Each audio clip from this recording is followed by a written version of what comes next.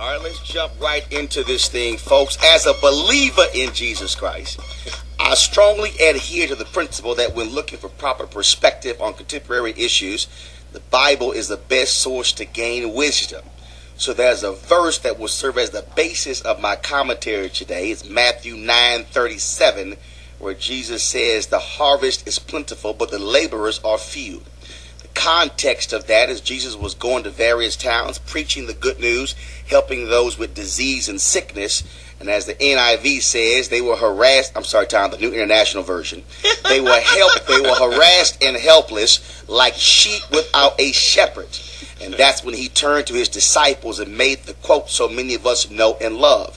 This view that the harvest is plentiful and the laborers are few has been something that has been on my mind for years when I think about the state of Black America. We are very good at holding and attending conferences, symposiums, town hall meetings, the state of the black man events, the condition of black women events, the Million Man, the Million Women, the Million Youth Marches.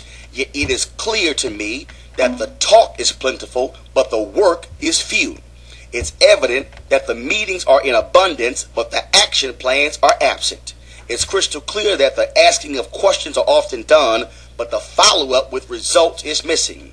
We all know that the books have been written and sold, but the results are always left for someone else to figure out. As you very well know, Sybil, I've traveled this country a lot since the election of President Barack Obama in November 2008, and I have witnessed the cheers of people at the mere mention of his name.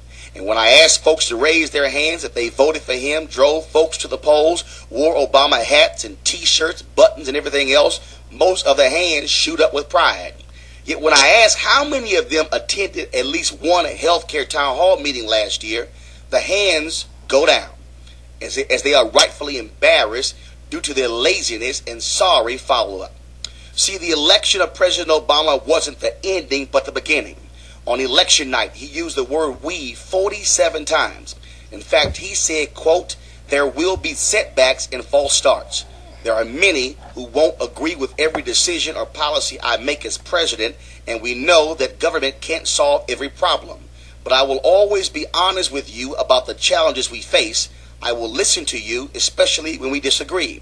And above all, I will ask you to join in the work of remaking this nation the only way it's been done in America for 221 years, block by block, brick by brick, calloused hand by calloused hand." Jay, I'm not satisfied with making history with the election of President Obama. I desire substantive changes in Black America because I know at best he will be there 8 years, and there is much to be done. Now, I have spoken about the ambivalence of black leadership from all quarters in making demands of this president.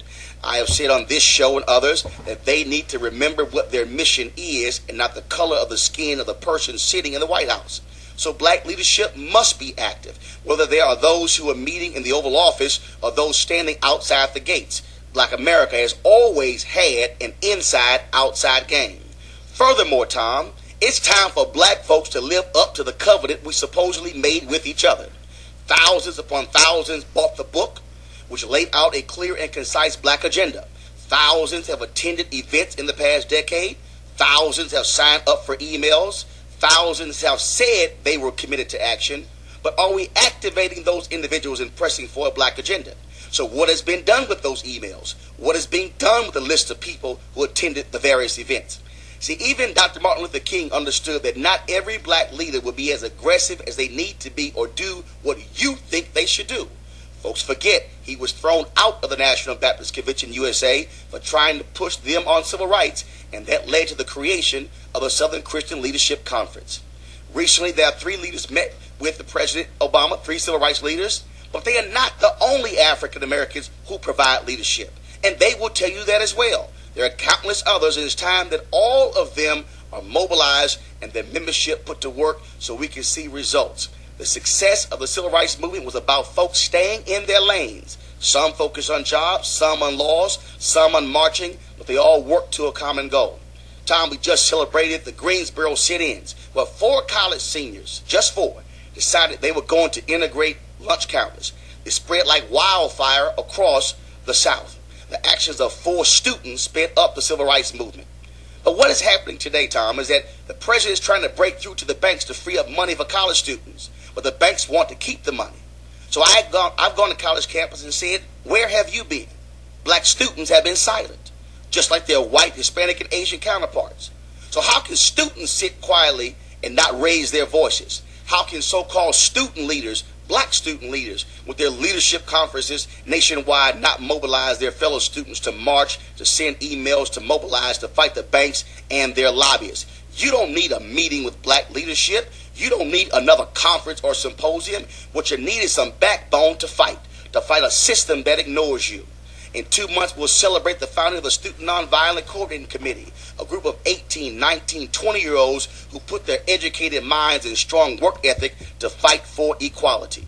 We talk a lot about meetings, but we should be talking about what's the action plan. And let me be clear, I don't give a damn about a corporate-sponsored VIP reception or a luncheon or even asking of black leaders what are they doing about a black agenda. I don't want a corporate sponsor to spend 6 figures to sponsor a conference. How about using those 6 figures to create a black agenda lobbying fund to represent our interests on Capitol Hill? I want those who have been advocating a black agenda to lay out how we are going to mobilize our people to fight for what is right and not talk about what others should be doing and why they are doing it. I have been clear from day one I voted for President Barack Obama, and I have been clear from day one that since black folks voted for this president at a higher rate than anybody else, we expect something in return. I will not ask of a white president what I will not ask of a black president. But folks, this is not about him or black leadership or who sits on a panel. It is about about fighting for equal opportunities and bettering black people. So let me be clear. I will not attend another chat session just to feel good. I will not be in attendance at another discussion or conference or meeting on what we should be doing. Meetings, conferences, and seminars did not tear down Jim Crow. Meetings to mobilize and implement a plan of action did just that. Folks, the time for talk is over. The time for action is now. Our mantra must no longer be meet, talk, disperse. It must be meet, mobilize, act. The condition will not be changed by someone sitting in the White House, even if he is black. It will only change when we get to people to work person by person, house by house, street by street, and block by block. The black harvest is plentiful, but the laborers are few. The black talkers and meeters are plentiful, but the black workers are few. If you're willing to meet and talk, go right ahead. But some of us are focusing on work. And I believe the same thing one of the founders of Alpha Alpha said, Vertner, Woods, and Tandy, in 1937. We will fight until hell freezes over, and then we will fight on the ice. So it's time for black America to stop talking, and it's time for black America to get to work. All right. I'm through. All right then, Roland. All right. Let the church say. Amen. Amen. Amen. Tom, you don't have to go to church on Sunday. You really don't. Really?